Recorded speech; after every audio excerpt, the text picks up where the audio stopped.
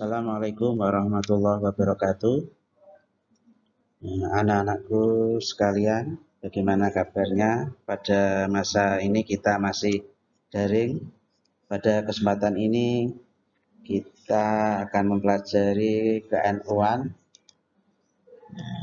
bab manhaj fikih dalam Islam. Jadi nanti kita akan pelajari tentang manhaj fikih dalam Islam. Pengertian manhaj. Manhaj pengertiannya yaitu manhaj dari asal katanya berarti tempat pergi atau jalan, aliran, pendapat, ajaran atau doktrin. Jadi manhaj itu dari kata bahasa Arab. Dari kata bahasa Arab yang artinya tujuan, jalan. Tujuan kita akan pergi. Menurut istilah, manhaj adalah metode memahami ajaran-ajaran Islam. Di manhaj adalah metode memahami ajaran-ajaran Islam, terutama dalam pembahasan ini adalah bab fikih.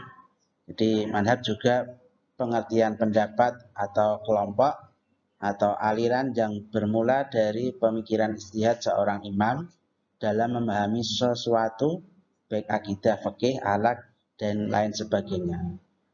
Jadi di Islam itu ada beberapa manhaj, misalnya manhaj bab akidah dalam Aswaja, yaitu Imam Abu Hasan Al-Asy'ari dan Imam Maturidi. Pemikiran itu kemudian diikuti oleh kelompok atau pengikut dan dikembangkan menjadi suatu aliran atau sekte atau ajaran. Jadi suatu imam beristihad, ini namanya istihad itu orang yang mujtahid.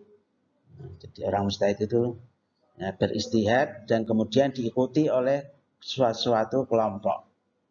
Diikuti kelompok dan dikembangkan menjadi suatu aliran.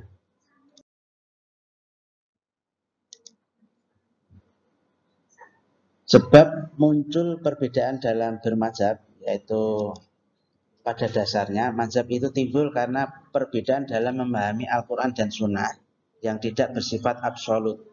Jadi munculnya mazhab ini adalah dalam perbedaan pendapat dalam memahami Al-Quran dan As-Sunnah. Jadi ini tidak bersifat absolut. Jadi sejatinya mazhab atau aliran tersebut hanya berbeda dalam menafsirkan ayat-ayat yang tak jelas artinya. Jadi ayat-ayat yang tak jelas ditafsirkan oleh beberapa mujtahid dengan beberapa perbedaan.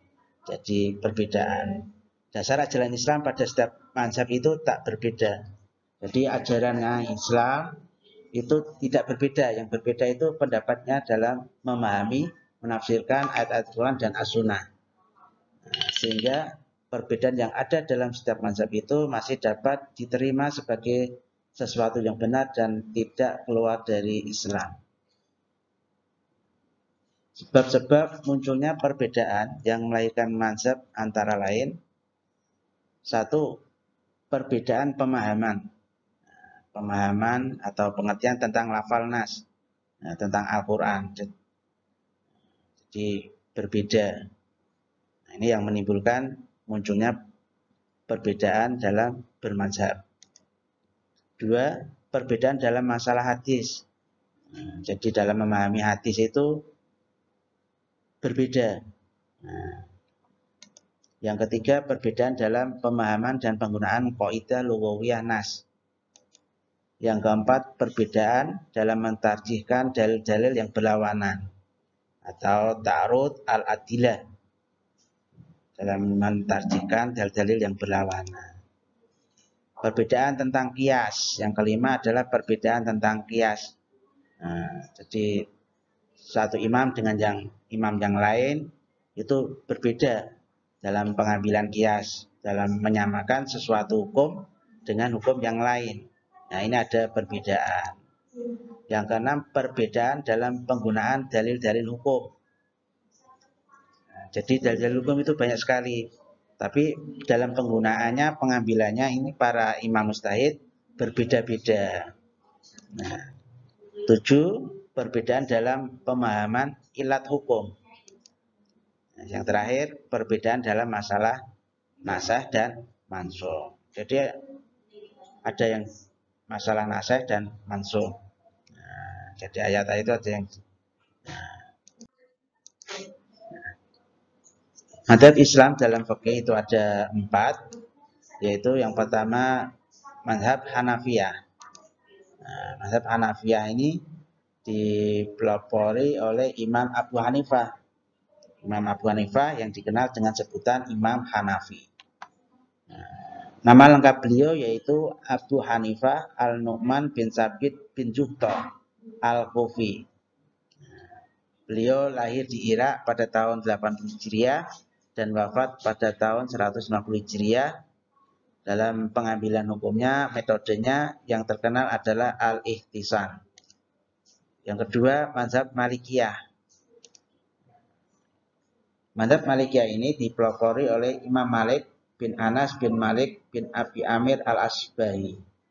Beliau dilahirkan pada tahun 93 Hijriah dan wafat pada tahun 179 Hijriah di Madinah.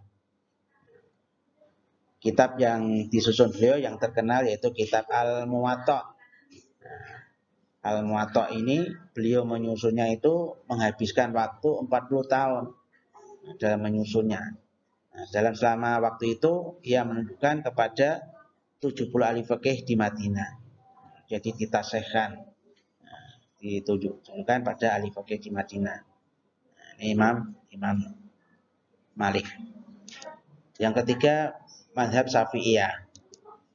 Mazhab Syafi'iyah ini didirikan oleh Imam Abu Abdullah Muhammad bin Idris Asy-Syafi'i.